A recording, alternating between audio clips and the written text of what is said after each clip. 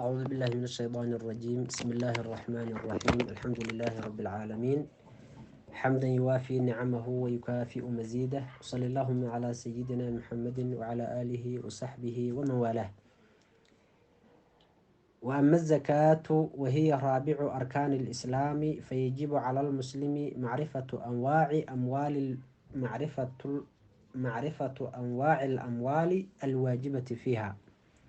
ودرسيني تضبية طبناد كمذا كتاب كيني الرسالة الجامعة والتذكرة النافعة. درسينا عاوة إن شاء الله تعالى وحكساب سنان دونا الزكاة أي كساب سنان دونا. الزكاة وتير كمذا تيرارك إسلامك أركان الإسلامك وحنسوء غاني إني تهي شن تيرك كوباد وشهادتينك وأشهد أن لا إله إلا الله وأشهد أن محمد رسول الله. تيرك اللبان وإقام الصلاة. تيرك صدحان وإيتاء الزكاة. تيرك أفراد. تيرك صدحات بانك وضع وصوم رمضان. وتيرك أفراد باوحوية إيتاء الزكاة. سكدي إن لقلت تيرك شنانا وحجكي مركا زكاة مركا وتيرك أفراد كمذا تيرك إسلامك وأنا معلوم من الدين بالضرورة وشيء دينك معلوم أهان يعني بالضرورة أهان لوجو أقادي والضرورة أهان لوجو أقادي وحلوش ذا يعني عامضة يا خواسته ويسميهين زكاة وجوب نبذة إني أجيهين معنا وقف كستأج معناها زكاة إني واجب تهاي سيد صلاة وقف كستأجيها إني واجب تهاي قف كي مركب ديدة وجوب نبذة وقالوا بهيادي وحول من نقول هي قف ديدي صلاة دي واجب نبذة صومكي واجب نبذة. زكاة لبا يقيب سنتا زكاة المال زكاة البدن بيقيب سنتا لبضو إن شاء الله تعالى ونوكين دونا وحنا كهر مري دونا زكاة المالك أيو كهر مري دونا. زكاة مركان أصول الله بنا لقاء أهان زكاة وحالي لهذا النماء والتطهير. النماء زيادة والتطهير ظهرت يا لقاء أهان لويل هذا حق الشرع. زكاة وحالي لهذا اسم لما يخرج عن مال أو بدن على وجه مخصوص بنية مخصوصة. ومقع عاصو أسقناضي وحال بحنايو أو مالك لغا بحنايو أما بدنك لغا بحنايو وجه خاصنا لو بحنايو نية خاصنا لو بحنايو مركا اسم لما يخرج مقع الزكاة وحالو إدلاقه oo la yiraahdaa xoolaha la bixinayo xoolaha aad haysatid qadarka aad ka bixinaysid baa zaka la yiraahdaa badankaada ama jirkaada xoolaha aad ka bixinaysid oo raashinka ah kaasa waxa lagu magacaabaa zaka lagu magacaabaa kaasa zaka lagu magacaabaa marka ala wajhin makhsuusin buu ku yiri wajh khaasana loo bixiyo wajhka khaaska waa maxay يعني بشروط بالغو بحي ومركز زكاة بحنيسد قفك الزكاة لغا ربو وإنه مسلم يهي وإنه هيستاه حوله الزكاة كواجب لهي وإن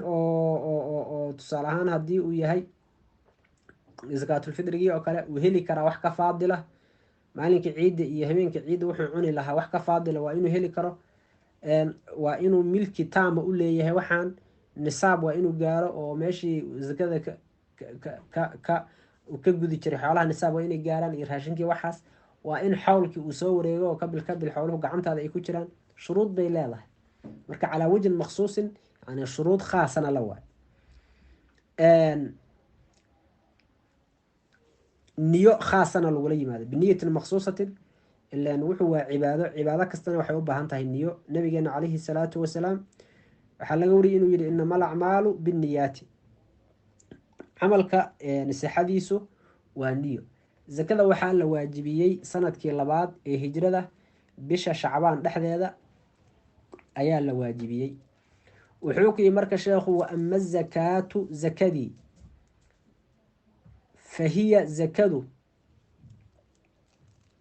raabi'u arkaanil islaami islaamka tiirarkiisa kii afreynahaya waa معناه waxa way saddex tiir baa soo ogaatay shahaadatiinkii salaadii iyo soomkii zakadu marka wuxuu noqon doonaa arkaanu islaamka kii afraad.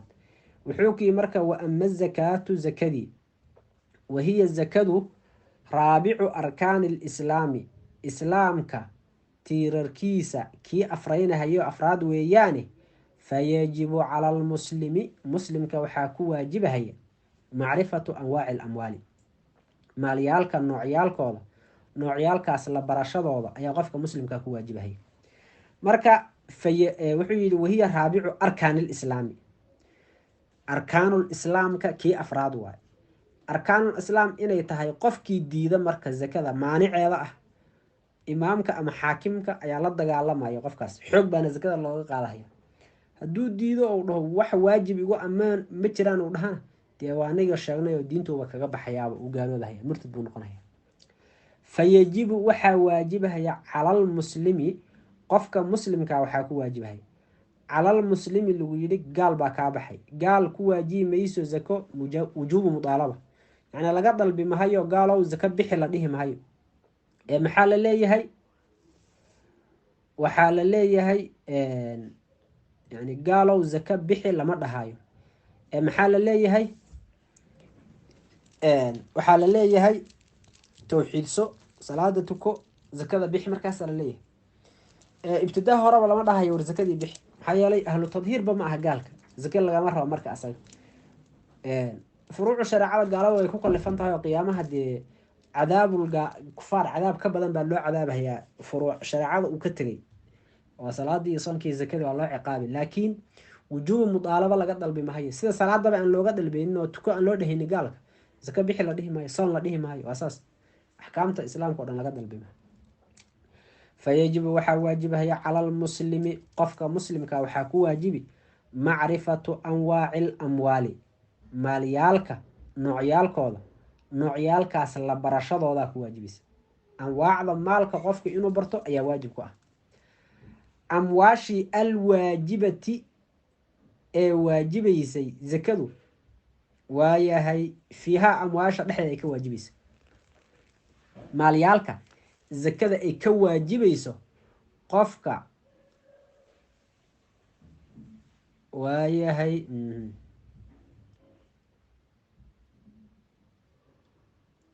maalyaalka zakadu ay ka waajibayso waa inuu qofku uu yaqaanaa macnaha. wuxuu ku yidhi fayajibu cala almuslimi waxaa ku waajibahaya macrifatu anwaaci alamwaali maalyaalkii qaybahoodii noocyaalku waa qaybahaas la barashadoodii baa ku waajibahaya. amwaashii alwaajibati ee ka waajibtay zakadu fiihaa anwaacda waxyaabahay zakadu ka waajibaysa qofku waa inuu yaqaana ilaan hadduusanba aqoonin xoolaha ay zakadu ka waajibayso muxuu zakada ka bixiyaa. marka waxa ay zakadu ka waajibayso qofku waa inuu yaqaana. wahiya anwaacdaas ay zakadu ka waajibaysana annicamu nicmooleydii waayo. nicmoolaydu waa xoolaha waa geela waa ariga waa lo-da waatuu hoos kaa le wahiya alibilu waalbaqaru waalghanamu waa geelii lo-dii iyo arigii. maxaa marka nicam loogu magacaabay wa sumiyat nicaman baa lagu magacaabay waa likahrati nicamillaahi fiiha nicmooyinka ilaahay badashadooda weeyo ayaga dhexda ay ku badan yihiin. xoolaha caanihii bay leeyihiin hilibkii bay leeyihiin waxyaabo badan ay leeyihiin nicam saasaa loogu magacaabay. marka geela ugu horeeya geela nisaabkiisa meesha ugu horeysa ee geelu zakada ka waajibayso waxaa weeye markuu gaaro 5 halaad haddii geelaadu dhan yahay oo 1 sano gacantaada ay ku jiraan neef ari a ka waajibaya shaatadaasoo hadday ido tahayna ilka dhacsatay waa neef ido ahoo 1 sano jira ama hadday riyaca tahay intay ilka dhacsatay haddana ilkihii usoo baxeenoo 2 sano jir ah. neefka hadduu riyacad yahay aricad hadduu yahayna waa in 2 sano uu jiraa hadduu ida yahayna waa inuu 1 sano jiraa neefka aad ka bixinaysid. inta ugu horeysay zakadu ka waajibaysa marka waa inuu 5 gaari geel. lo-da nisaabka ugu horeeya ay zakada uga waajibayso waa 30 inay gaadha. 30 markay gaadho waxaa ka waajibahaya tabiica waa maxay waa dibi yar oo 1 sano jir oo hooyadii raacsan oo markaa ilmaha hooyadii ka guraysa waayahay amaba nuugahaya oo ama da-dii labaad hooyadii ay riman tahay hal sano jirka ah kaas baa tabiici la yidhaahda. soddon markay gaadha markaasaa ka waajibahay. arigaa kuu soo haray. ariga nisaabkiisu waxa weeye 40 markuu gaaro. 40 hadduu arigu gaaro waxaa ka waajibahaya neef ari ah. neefkaasu ama jadcatu da'nin neef ida ah oo ilka dhacsaday oo hal sano jir ah, ama thaniyatu macazin neef riyacad ah oo lasoo ilka baxay oo 2 sano jir ah ayaa ka waajibahaya. wahiya annicamu nicmooleydii weeye. wannaqdaani labadii lacagood waaye. annaqdaan waa aldahabu walfida, lacagta dahabka la yidhaahdo iyo lacagta fidada la yidhaahdo. waayo lacagta rasmiga ah waa dahabka iyo fidada. waxyaabahan kale oo waraaqaha ah ama cumlada loo yaqaano ama fuluusta ah waxaa waaye wax heshiis dowladeed iyo xukuumadaas markaas jirta ogolaanshaheeda wax ku shaqeynaya waaye, ee wax lacag ahaan oo rasmi ah ma aha. halkan hadda doolarka tusaale ahaan waa waraaq caadi ah oo haddii biyo la geliyo qoyaysa waaye. kenyaankii waa lamid, soomaaligii waa lamid. waa wax haddii biyo la geliyo qoyahaya. idan waa wax ku shaqeynahaya dowladdaas amarkeeda iyo ku shaqeynaysaa, iyo heshiiskaasay ku shaqeynaysaa. saas daraadeed lacagta rasmiga ah waa dahabka iyo fidada. marka annaqdaan saasuu kuu leeyahy waa labadii lacagood, waa aldahabu walfida, ama madruubayn ha ahaadaan oo kuwo la shabeeyey oo la hagaajiyo lacagnimo loo wixiya ha ahaadaan, ama yaysan ahaanin. marka labadaas lacagood bay zakadu ka waajibtaa. waxyaabahan kale zaka ka waajibi maysa miyaa? maya. wax kastoo maqaamkooda qumahaya. doolarka soo dahab kuma iibsan kartid oo maqaamkii dahabka ma qumi karo, haa asna zakadii way ka waajibaysaa. saas daraadeed ba hoos wuxuu kaa yidhi wakadalika maa yaquumu maqaamahumaa alaana, waxa maqaamkoodii hadda qumahaya. ila waagi hore dahabka iyo fidada caadi loo isticmaali jiray. hadda laakiin adduunkan dahabka iyo fidada bangiyaasha central bankiga dhexe ee dowladdu yaalaa.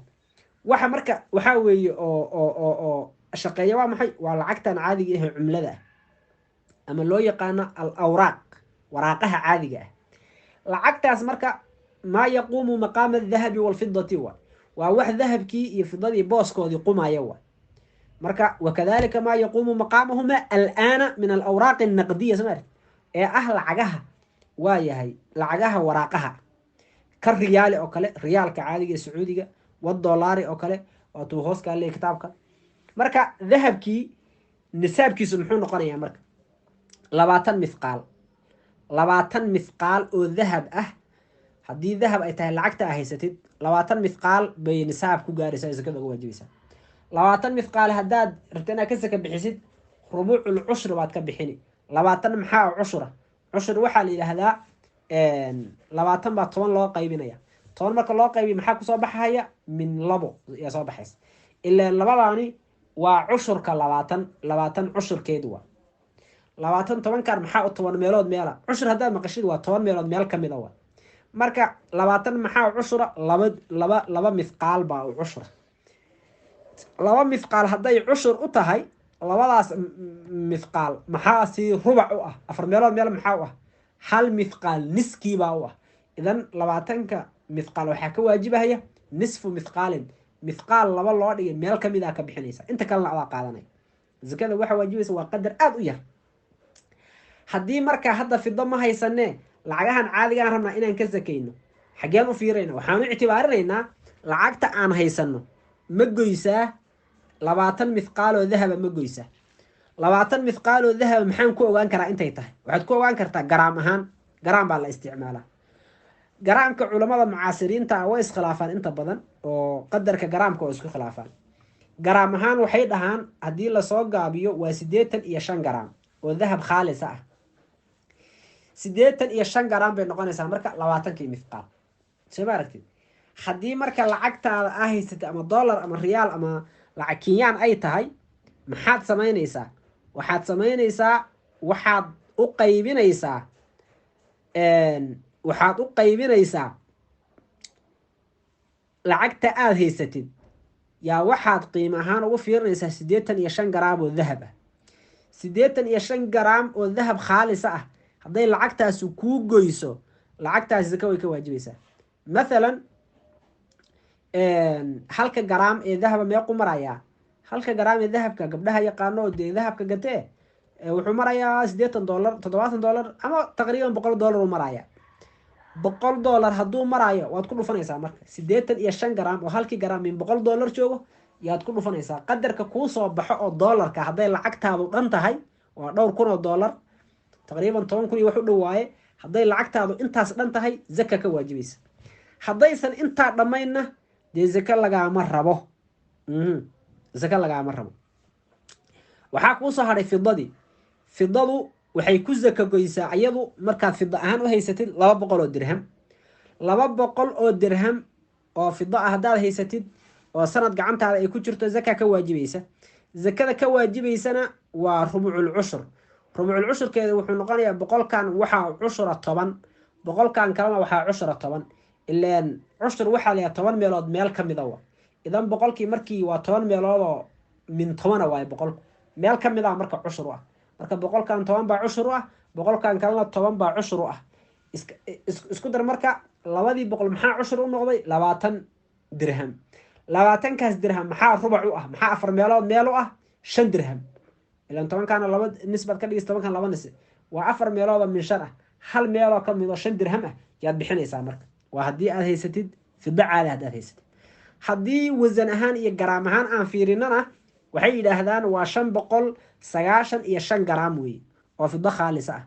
idan lacagta aad haysatid haddaad ku qiimeynaysid fido aad ku qiimeynaysid waa inay kuu goysaa lacagta aad haysatid doolarka ama lacag kenyada aad haysatid. haddaad dahab ku qiimeynaysidna waa saan soo sheegnay waa in 85 garaam ay kuu goysaa. haddaad fido ahaan ku qiimeynaysidna waa in ay kuu goysaa 595 garaam. marka intaa kuu goyso lacagtaa kuu soo baxday doolarkii qadarkaas dhan ayaa zaka ka bixinaysaa. rubucul cushr baad ka bixinaysaa 10 meelood meel ka mid a meeshii 4 meelood meel ka mid aad bixinaysaa. wuxuu ku yidhi marka wahiya nicamtii wahiya waxaa tidhaahdaa anwaacdii annicamu nicmooleydii iyo wanaqdaani labadii lacagood waay.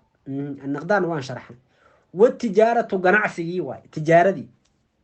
tijaarada waxaa la yidhaahdaa taqliibu lmaali liqaradi ribxi maalka oo la gedgediyo yacni ribix liqaradi ribxi ribix dantiina loo gedgediyo.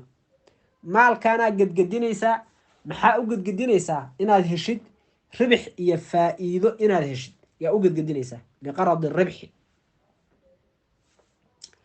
waa taqliibu lmaali liqaradi ribxi. marka tijaaradaas iyo ganacsigaas ayadana zaka ka waajibaysa. marka tijaarada ayada u shardi ma aha inay nisaab gaadho shardi ma aha. marka u guntamayo xawlku xoolaha kale markuu xawlku u guntamayo xawl waxaa la dhahaa sanadka macnaha kabil xawlka markuu u guntamayo waa in nisaab ay dhammaadaan xoolaha kale. lacagta haddii uu xawl u guntamahayo tusaale ahaan lacagta guriga ku taal waa in marka horeba ay nisaab dhanta. haddaysan nisaab dhamayn xawlba u guntami mahayaba weligeedba xawl u guntami maayo. geela aad haysatid hadduusan nisaab dhammayn xawl u guntami maha. 5 halaad hadduusan gaarin weligii zaka lagaama rabo xawlba u guntami mahayaba. 5 halaad markuu gaaro markaba zaka ka bixin maysid waad sugaysaa 5 halaad markii uu gaaray laga bilaabo hal sano 12 baa markay soo wareegto markaas haddii 5 halaad gacantaada ay ku jiraan oo aysan weli kaa bixin markaas zaka lagaa rabo. arigii waa sidoo kale 40 intuu ka gaarahayo wax zaka lagaama rabo. xawlba kuu bilaaban mahayaba intuu 40 ka yaryahay. maalinku 40 gaaro xawlku kuu bilaabanaya bishaasa kow laga dhahay 40 uu gaaray. bisheeda kale markaad marayso sanadka kale ah markaasaad neef araa ka bixinaysa hadduu uusan nusqaamin 12kaas bilood oo 40 uu ahaado ama wax kasii badan uu ahaado. sidoo kale loodiina waa la mid 30 neef markay gaadho markaasuu xawlku u bilaabanaya. laakiin tijaaradu saas ma ah. tijaaradu hadda markaad ganacsiga bilowdid xawlku wuu kuu bilaabanay. markii sanadka aad bilowday tijaarada sanadkeedii kale uu soo dhow yahay oo hal bil ay ka dhiman tahay ama 15 bil ay ka dhiman tahay ayaa waxaad qiimeynaysaa xoolaha kuu yaala xoolaha meesha kuu yaala dukaanka kuu yaala meherada kuu yaala ayaa qiimeynaysaa. markaad qiimeysid hadday nisaab gaadho lacagta meesha taala nisaabaa taqaana lacagta inta u yara ku gaari jirtay 20 diinaar oo u dhigantay 85 garaam hadday lacagtan dhan tahay oo goyso waad ka zakaynaysaa. hadday gaari weydo soo ma aha waxba lagaama raba zako. sanadka dambe aad sugi sanadka dambe aakhirkiisa markaad maraysid baa haddana qiimeynaysaa xoolaha meesha yaala. markaad qiimaysid hadday nisaab gaadha ka zake, haddaysan nisaab gaadhinna zaka lagaama rabo. marka watijaaratu tijaaradii wey waxyaabaha ay zakadu ka waajibaysa. idan marka fiira ayada haddaad 10 kun oo lacag Kenya maanta aad miis ku furatid ood ganacsi ku bilowdid, xawlka uu ku bilaabanaya sanadka aad furtay bishaad furtay bisheedii kale marka la gaaro yaa lagu dhihi wax meesha ku saaran qiime hadday nisaab gaadha ka zake, haddaysan gaadhin wax lagaama rabo. warikaasu duud kufaareedkii wey. rikaaska waxa la yidhaahda waay. rikaaska waxaa la yidhahdaa waa dafiinu ljaahiliyati min aldahab walfida. jaahiligii hore, zamankii hore jaahiliga ahaa ayaa waxaa la duugay lacago, waxaad heshay zamanu jaahiligii la duugay baa intaad meel iska qofatay kuu soo baxay, ayadana zaka ka waajibaysa. zaka ayaad ka bixinaysaa. goormaad ka bixinaysaa zakada? waxaad ka bixinaysaa markaa saa usoo heshidba khumus baad ka bixinaysaa, 5 meelood meel ayaad ka bixinaysaa rikaaska. walmacdinu godqalinkii waay. macdinkii, macdinka waxaa la dhahaa dahab baa la soo baxday. maa yustakhraju bicilaajin, wax lagula soo baxay weye, cilaaj iyo farsamo min alardi, ardada dhexdeeda lagala soo baxay, oo min aldahabi walfidati. macdinku waa maxay? waa wax lagala soo dhexbaxay ardada, farsamana lagula soo baxay. waxaa intii biraha la qaato wax lagu baaro Soomaaliya dadkan buuraha qodanay oo dahab kala soo baxay, kuwaas waay. dahabka noocaasa marka haddii qofku uu la soo baxo, hadduu nisaab kuu gaaro waad ka sakayni, rubuc cushur ka bixi, hadduusan kuu gaarina dee zaka lagaama rabo. walmucasharaatu waxyaabihii la cushur bixinayay waay. mucasharaadka waxaa la yidhaahdaa waa xubuubta, yani waa raashinka caadiga ah iyo thimaarta. raashinku wuu fara badan yahay. waxaa ka mid a bariiskii, waxaa ka mid a gallaydii, waxaa ka mid a qamandidii, sareenkii, waxaa ka mid a digirtii noocyaheedii kala duwanaa, waxaa ka mid a misirta waxa la dhaho, waxaa ka mid a masagada baasha la dhaho yaryarta ah, waxaa ka mid a waa noocyo fara badan iyo qaybo badan bay leedahay. waxyaabaha xubuubta ahee ardada ka baxa oon fawaakihda aan ahayn ee muqtaadka ah laga hadlo, la quudaysto, quraac qado, casho booska dhici kara, xubuub baa la yidhahda. iyo thimaarta. thimaartuna waxaa ku jira waa cinabka iyo bahalka la dhaho timirta, labadaas waa. waayo labadaasaa quud geli kara, waxaan kale waa fawaakih iyo qudaar. timirta laakiin zabiibka quud wuu geli karaa, waa lagu noolaan karaa. timirta waa lagu noolaan karaa. nabigiiyo zawjooyinkiisaaba ku noolaa. waatay umna caaisha ay lahayd bil baa na soo marta guriga dab laga shidin, bil kalaa na soo marta, waxaan cuni jirnay keli ah alaswadaan oo ah timirta iyo biyaha bas. waa adduunka qofkii ugu khayr badnaay ugu nabiga calayhi salaatu wasalaam. dee nabiga adduunyo inuu ku fidnooba kama cabsanaynin, ilaahay baa nabiga ilaaliya calayhi salaatu wasalaam. muxuu marka nabigu gaajada iskugu dilahay iyadoo buurihii uxud ay dalbayaan oo leeyihiin rasuulka ilaahay aan dahab kuu noqono, dahab iyo fido, buuraha uxud baa dalbaya, dahab aan kuu noqono, meel allaale meeshaad tagtid kula socda. nabigu wuu diiday calayhi salaatu wasalaam. gaajo darteedna calooshu dhagax ugu xidhay. muxuu saa u yeelay nabigu? yani waxaa waaye tasalli baa layahay. tasalligu waa maxay? yani oo meesha Soomaalidu ka tiraahdo weysha gowrac dibigu ha ku quustee, samarsiin baa la yidhaahdaa. markaa aragtay nebi maxamed oo makhluuqa ugu fadli badnaa iyo dadkii wanaagsan oo adduunye heerkaas ka jooga, inaa adigu marka adduunye aad ka simirtid oo adduunye markaas adiga aad ka zajiroontid oodan u arkin inay tahay wax qiimo leh macnaha. marka nebigu asagu inuu ku fidnooba kama cabsanaynin, laakiin dhaqan iyo wuxuu bixinaya nebigu yani tarbiyo oo ummadiisa tarbiyeynahayo inaysan adduunyo ku fidnoobin, aysan ahayn adduunyo maqsuudka aysan ahayn, ee maqsuudka weyn uu yahay aakhiro in loo camal falo macnaha. marka waxaan ka soo watay timirta iyo zabiibku waa thimaarti, waa labada shay ay zakadu ka waajibto. xubuubtuna way fara badan yihiin oo hadee waxaa ka mid a aad bay u badan yihiin. xindhada baasha la dhaha ka mid a, bariiska ka mid a, durrada baasha aan lahaa masagada ka mid a, way badan tahay. waxyaabahaas ayaa waajibahay. marka wuxuu ku yidhi walmucasharaatu baa ka mid a nicmoole waxyaabaha oo anwaacda zakada ay ka waajibayso. wahiya mucasharaadku alxubuubu xubuubtii weeye, wathimaaru thimaartii weeye. soo aragtay thimaarti waa raashinkii macnaha waa thimaarti waa mirihii. waatuu leeyahay walaa takuunu ilaa fi shayin wahumaa thamratu nakhiili geed timiraadka mirihiisa iyo wa thamratu lcinabi geed cinabka mirihiisa waay. wa nisaabu tamri walcinabi 5 awsuqin. raashinkana waa lamid 5 awsuq weeyaan. 5 awsuq 5 ritirar raashina weeye. waxay ku tilmaamaan culammadu markay kilogaraamka ay u xisaabiyaan waa 825 garaam raashin dhan waay. 25 garaam hadduu dhan yahay raashinkaas waad ka zakaynaysaa. maxaadna bixinaysaa? waa yahay cushur baad ka bixinaysaa 10 meelood meel ka mid a. intaad 10 meelood ka dhigtid yaad meel ka mid a bixinaysaa. wuxuu ku yidhi falaa zakaata zaka ma ahaanin fiimaa siwa nicami. marka wuxuu yidhi zaka waxay ka waajibaysaa nicmooleyda. nicmooleyda marka waa geel iyo ari iyo lo' baan nidhi. intaas keli a miyaa xayawaanka kale oo noolaha zaka ma ka waajibaysaa? maya, zaka ka waajibayso. saas daraaddeed baa wuxuu ku yidhi falaa zakaata zaka ma ahaanin fiimaa siwa nicami, nicmooleyda wixii ka soo hadhay, nicmooleydii assaa'imati ee foofaysa. nicmooleyda foofaysa oo duurka aadaysa, soo daaqaysa, habeenkii soo hoyanaysa, wax ka soo hadhay oo noolo ah zaka ka waajibi maysa macnaha. assaa'imati wuxuu ku leeyahay waa inay fooftaa waxaan oo daaq mubaaxa ay soo daaqaysaa. haddii laakiin la calfiyo oo dadku ay u gadaan xoolaha magaalooyinka iska jooga oo kale, oo raashinka dadka ay siiyaan ku nool, oo xooluhu bal loo gadahayo oo lacag lagu bixinayo, zaka ka waajibi maysa. taas ayadaaba la bilaabo, zaka ka bixin maysa. waxaa la mid oo zaka ka bixinaynin midda caamilada oo shaqaysa, awrta la dhaansada iyo waxaasna zaka ka waajibi mayso. maxaa yeelay kuwaasna waxaa la yidhahdaa waa caamilo, waa midda shaqaysa, ayana zaka waajibi mayso. xoolahan kale laakiin caadiga aheed iyo zakadu ka waajibaysa. wayushtaradu waxaa la shardinahayaa alxawlu baa la shardin lahaa lizakaati baa xawl loo shardinahaya. wakadalika saas oo kale yushtaradu waxaa la shardin linuquudi lacagti iyo watijaarati ganacsigii, ayadana xawl baa loo shardinahaya. wayushtaradu waxaa la shardin haadihi midaan waxaa loo shardin al awaaci ee noocyaalka annisaa waa loo shardin ayadani. wuxuu ku leeyahay musanifku raximah llahu tacaala 2 shay ayaa loo shardinhayaa anwaacdan. 2 shay waa maxay? kow, horta xawl baa loo shardin. xawlku waa maxay? waa in kabil ay gacantaada ku jiraan. yani lahaa waxaa weeye lahaa waxaa loo celinahayaa nicamta loo celini. nicamtu waa geelii, arigii iyo lo-dii. xawl baa loo shardinoo waa in kabil ay gacantaada ku jiraan. sidoo kale lacagihii oo ah dahabkii iyo fidadii, tijaaradii iyo ganacsigii, maxaa loo shardinhayaa ayagana? waxaa loo shardinayaa xawlkaasaa loo shardin. laakiin xawlka loo shardin mahayo, ogow, himaartii iyo xubuubtii loo shardin maha. wa atuu xaqahu yowma xasaadihi wey. ayaga maalinkii aad goosatid baad ka bixinaysaa, cushurka ka bixinaysaa. sidoo kale rikaaskii iyo macdintiina markaad la soo baxid ba ayagana ka bixinaysaa zakada.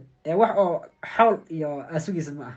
xawlka yaa loo shardinahayaa nicamtii geeliyo arigii lo-dii ah, iyo lacagtii caadigeeda bangiga kugu jirtay, iyo tijaaradii oo ganacsigii ah. intaasaa la rabaa kabil inay usoo wareegto. waayahay marka wuxuu ku yidhi wayushtaradu waxaa loo shardin lahaa linicami, waxaa loo shardini alxawlu ayaa loo shardin. wakadalika saas oo kale yushtaradu xawlkiibaa la shardin linuquudi lacagihii iyo watijaarati baa xawlka loo shardinaya. marka isku soo duuduub, laakiin dhammaan maxaa loo shardinayaa? nisaab waa loo shardin inay gaadhaan. geeli iyo arigii lo-di waa inay nisaab gaadhaan. lacagihii dahabkii fidadii waa inay nisaab gaadhaan. tijaarada waa inay nisaab gaadha markay zakada ka bixinaysid. rikaaska iyo macdinta iyo dhammaan xubuubta iyo thimaarta kurti waa inay nisaab gaadhaan. wax nisaab ka yar zaka ka waajibayso. saas daraaddeed baa wuxuu ku yidhi wayushtaradu waxaa la shardin fii haadihi middan al anwaaci ee noocyaalka, waa noocyaalka oo dhan waxaa loo shardin annisaabu, nisaab ayaa loo shardinayaa. nisaab baa loo shardinayaa aydani. kow, annisaab baa loo shardini. yani nisaab wahuwa alqadru alladii tajibu fiihi zakaatu, qadarka ay zakadu ka waajibayso inay gaadhaan baa loo shardinaya aydani. waayahay waan ka soconay. wuxuu ku yidhi musanifku wawaajibu naqdayni, labadii lacagood waxaa ka waajibahaya, iyo watijaarati rubculcushri waaye. tan horaa usoo sheegay. lacagaha iyo tijaarada maxaa ka waajibahaya? waxa la yidhaahdo rubculcushur baa ka waajibahaya. rubculcushur waa maxay? waa 10 meelood meel ka mid a. meeshiibaa 4 meelood loo kala qaaday meel ka mid a. wawaajibu naqdayni, labadii lacagood waxaa ka waajibahaya, iyo watijaarati ganacsiga rubculcushri wa. rubculcushri macnaheedu waa maxay?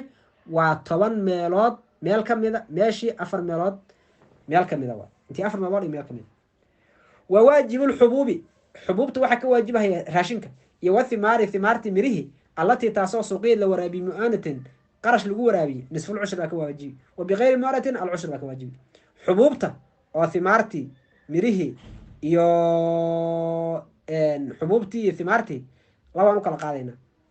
ma qarash baa kaaga baxay oo matoor iyo dhaandhaami iyo waxbaad ku waraabisay oo adaa gacantaada ku waraabiyey, mise webigaasaa kuusoo fatahay roob baa kuu waraabiyey ilaahay baa kuu waraabiyey aduu waxba gacantaada kumaadan waraabin haddii aad qarash kaaga baxay gacantaada aad ku waraabisay 10 meelood meel ka mid a meeshii yaad laba u kala dhigaysaa nisbaad bixinaysaa haddii laakiin uu kuu waraabiyey roob ama webi uu kugu soo fatahay oo adiga wax qarasha kaaga bixin cushurkii oo kaamil aad bixinaysaa haddii kalena oo qarash aad ku waraabisayna cushurkii baad kala bari oo nis baad haysanaysaa oo qarashkii wixii iskaga difaaci nis kalena waad sadaqaysanaysaa zakada waad ku bixinaysaa wuxuu ku yiri marka wawaajibu naqdayni labadii lacagood waxa ka waajibahaya iyo watijaarati ganacsigii rubucul ushri wa rubucul ushri waatu hoos ka leeyahay ففي 20 مثقال 20 مثقال نصف مثقال ما كواجب سمعت وفي 200 درهم لوادي بقول درهمنا 5 دراهم كواجب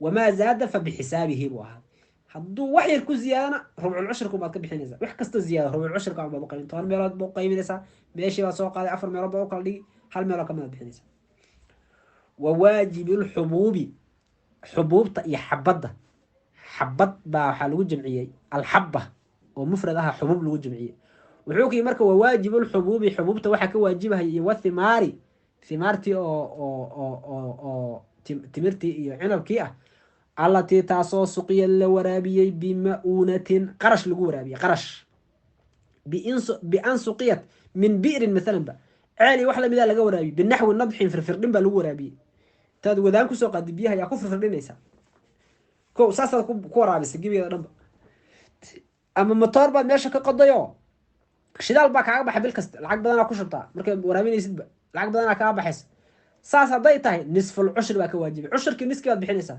wabi ghayri ma'unatin qarash la'aan hadaa ku waraabisay qarash la'aan oo wax qarasha uusan kaaga bixin webiga intuu kugu soo fatahay saa ay kugu waraawdayna al ushri baa ka waajibay markaas ushrki oo kaamil ah ayaa markaas waajibahay roob baa ku waraabiyay webigii iyo ilaahi baa kugu soo fatahay saasay marka kugu warawday markaas ushurka kala reemis 10 meelood 10 kiish haday ku soo qado hal kiish baad bixini laakiin hadaa qarash ku waraabisay kiishkii baad kala bari nisbas aad bixinaysaa markaas wa zakatul fidri halka waxaan ku ogaanay zakada labaan u kala qaadnay zakatul maal iyo zakatul badan zakatul maalki ayaan halka noogu dhamaaday zakatul badankii ayuu halkan ka galaya marka wa zakatul fidri wallahu subhanahu wa ta'ala